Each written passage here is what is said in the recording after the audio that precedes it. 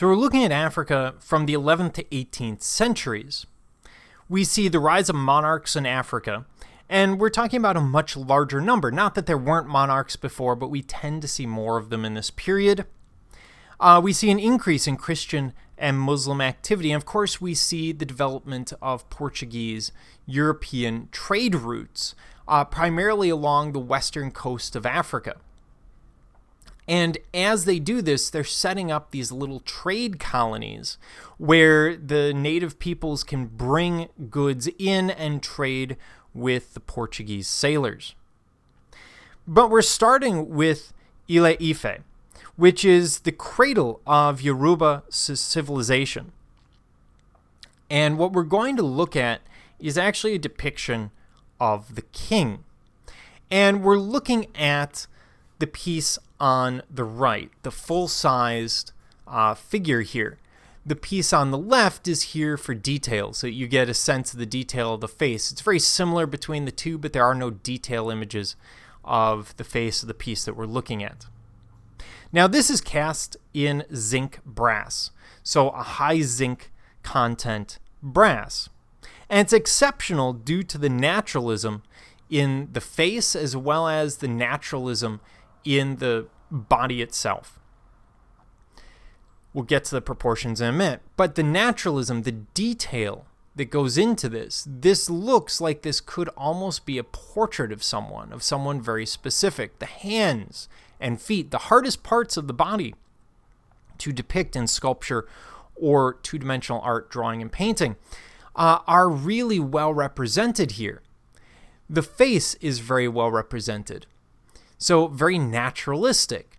Now you're looking at it and saying, but the body's not proportional, and you would be correct. Usually the proper proportion of the human form is about 6.5 to 7 heads high. If you take the head of an average human and you stack it next to them, it should end up with the body plus head being 6.5 to 7 heads. In this case, it's much shorter than that. We're about 4 to 5 heads. That is shrinking the proportions. And so they're altering the form. And we can see that, for example, in the size of the feet. They're much larger than we might expect. In the proportion of the arms and hands. And again, the proportion of the head, which is unusually large compared to the rest of the body form. This is probably being done for stylistic reasons. The head, in many of these West African traditions, is the base of wisdom, destiny, and the soul. It's the focus of all it means to be alive for them, and therefore they're going to enlarge it. It's the most important part. We see the same thing in Western art all the time. Whatever's most important to an image might be enlarged.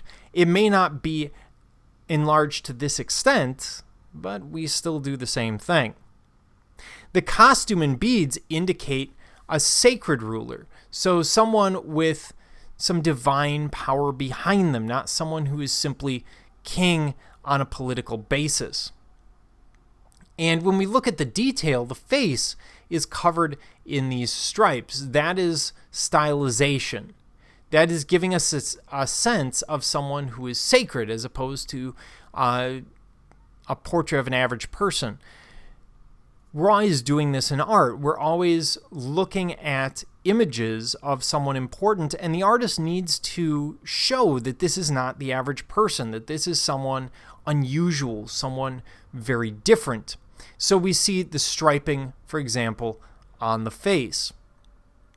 The crown helps as well, but of course anyone can put on that crown. So they're trying to set this person apart. It's no different than when we see prehistoric depictions of gods and they have animal heads, or priests who have godlike features. They're doing exactly the same thing here with the ruler. What makes this impressive is in the 11th or 12th century, if we compare this to something we would see in Europe, this would arguably be a far more naturalistic sculpture than what we would see in Europe at the time.